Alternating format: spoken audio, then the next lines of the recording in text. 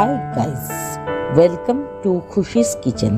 Today I am going to prepare a Bengali dish named Onusthan Badi Style Shukto recipe. If you like the recipe, then press the like button and share it more with your family, friends and relatives too. Please consider the channel Khushi's Kitchen for subscription and press the bell icon to get notified of my new upcoming cooking video updates in advance.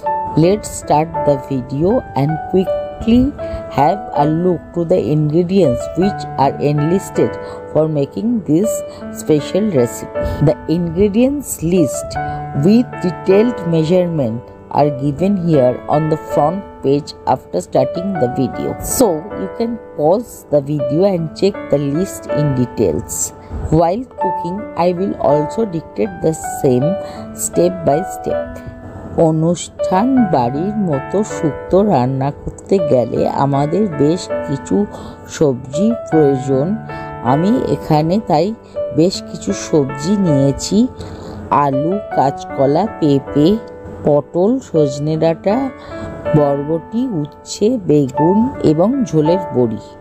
শুক্তো রান্নার জন্য আমি এখানে আনাজগুলি কেটে নিয়েছি বড় বড় লম্বা লম্বা করে, দেখুন ঠিক এইভাবে, এবং কোনো আনাজেরই আমি পুরো খোসাটা ছাড়িয়ে নিইনি। এতে করে রান্নার টেস্টটা অনেক গুণই বেড়ে যায়।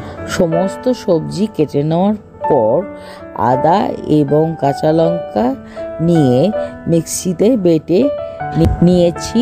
সমপরিমাণে সর্ষে এবং পোস্ত নিয়ে ভালো করে মিক্সিতে বেটে নিয়েছি।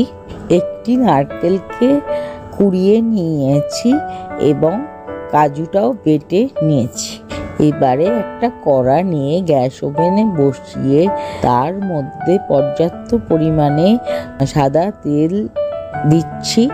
তেলটা গরম হলে পরে প্রথমে আলু, কাঁচকলা এবং পেঁপেটা ভেজে নিচ্ছি খুব ভালো করে 5 থেকে 7 মিনিটের জন্যে হাই ফ্লেমে।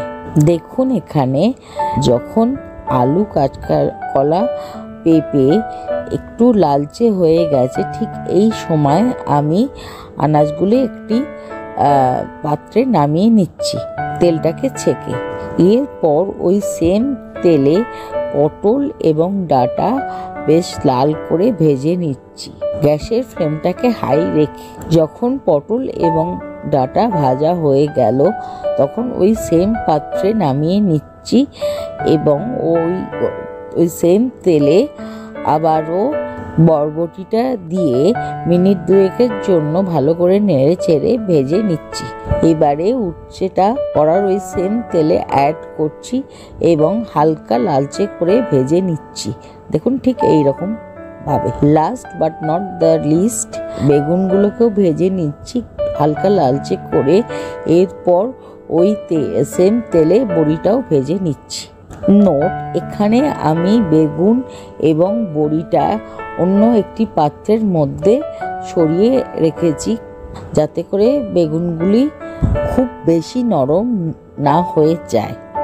এবারে ওই সেম তেলের সঙ্গে 2 চামচ মতো সর্ষের তেল অ্যাড করছি এবং তেলটা যখন গরম হয়ে গেল আবারও এখানে আমি তেজপাতা, কাঁচা লঙ্কা, রাঁধুনি, পাঁচফোড়ন এবং গোটা জিরে ফোড়ন দিচ্ছি। ফোড়নটা বেশ কিছুক্ষণ নাড়ার পরে যখন ফোড়নটা থেকে একটা সুগন্ধ বের হতে শুরু করলো, ওর মধ্যে প্রথমে আদা বাটাটা অ্যাড করে দিচ্ছি এবং আদা বাটার বাটি ধুয়ে অল্প জলও অ্যাড করছি। আদা বাটার কাঁচা গন্ধটা যখন চলে গেল এবং হালকা তেল ছাড়তে শুরু করলো তখন ওর মধ্যে আমি বেশ কিছুটা জল অ্যাড করছি, তার সঙ্গে স্বাদ মতো নুন এবং চিনি অ্যাড করছি এবং ভালো করে নেড়ে চেড়ে মিশিয়ে নিচ্ছি। এবারে যখন ওই মিশ্রণটি ফুটে উঠল ওর মধ্যে ভালো ঘি 2 চামচ অ্যাড করছি এবং ভালোভাবে মিশ্রণটির মধ্যে আবারও মিশিয়ে নিচ্ছি। মিনিট 2 পর নারকেল কোড়াটা দিচ্ছি এবং ভালোভাবে ওই মিশ্রণটার সঙ্গে মিশিয়ে নিচ্ছি। মিনিট 2-3 পর যখন নারকেলটা সমস্ত মিশ্রণের সঙ্গে ফুটে উঠল, এরপর ওর মধ্যে কাজু বাটাটা অ্যাড করে দিচ্ছি এবং বাটিটা ধুয়ে একটু জল অ্যাড করছি। ভালো করে নেড়ে চেড়ে মিশিয়ে নিচ্ছি আবারও আরেকবার এবং কুক হতে দিচ্ছি মিনিট 2-3 জন্যে। মিনিট 3 পর ওর মধ্যে অ্যাড করছি সর্ষে এবং পোস্ত বাটাটা এবং কুক করছি যতক্ষণ না সর্ষে এবং পোস্তর কাঁচা ভাবটা চলে যায়। যখন শুক্তের গ্রেভিটা ঠিক এই পর্যায়ে, তখন ওর মধ্যে সমস্ত আনাজগুলো অ্যাড করে দিচ্ছি এবং হালকা হাতে খুন্তি দিয়ে নেড়ে চেড়ে মিশিয়ে নিচ্ছি। এরপর ওই শুক্তের মিশ্রণটার মধ্যে বেশ কিছুটা দুধ অ্যাড করে দিচ্ছি এবং গ্যাসের আঁচটা সিম করে একটি ঢাকনা দিয়ে সবজিগুলোকে সুসেদ্ধ হতে দিচ্ছি 7 থেকে 10 মিনিটের জন্য। ইতিমধ্যে অপর দিকে আরেকটা গ্যাস বার্নারে একটি ফ্রাইং প্যান বসিয়ে তার মধ্যে সমপরিমাণ রাঁধুনি এবং 5 ফোড়ন দিচ্ছি এবং হালকা রোস্ট করে নিচ্ছি। যখন হালকা একটা সুগন্ধ বেরোতে শুরু করলো, তখন মশলাগুলো নামিয়ে নিচ্ছি এবং ঠান্ডা করে একটি ড্রাই পেস্ট বানিয়ে নিচ্ছি। 7 থেকে 10 মিনিট রান্না করার পর শুক্তোটা যখন আনাজগুলি সুসেদ্ধ হয়ে গেল, ওর মধ্যে এই রাঁধুনি এবং 5 ফোড়নের গুঁড়োটা ছড়িয়ে দিচ্ছি। যখন সমস্ত আনাজটা খুব ভালোভাবে সুসেদ্ধ হয়ে গেছে, তখন বেশ কিছুটা আনাজ তুলে নিয়ে ওর মধ্যে বেগুন এবং বড়িটা অ্যাড করে দিচ্ছি এবং মিনিট 2-3 জন্য কুক করছি।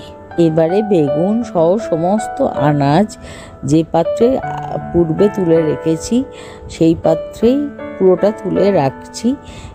এবারে গ্রেভির কনসিস্টেন্সিটা অ্যাডজাস্ট করব জন্যে।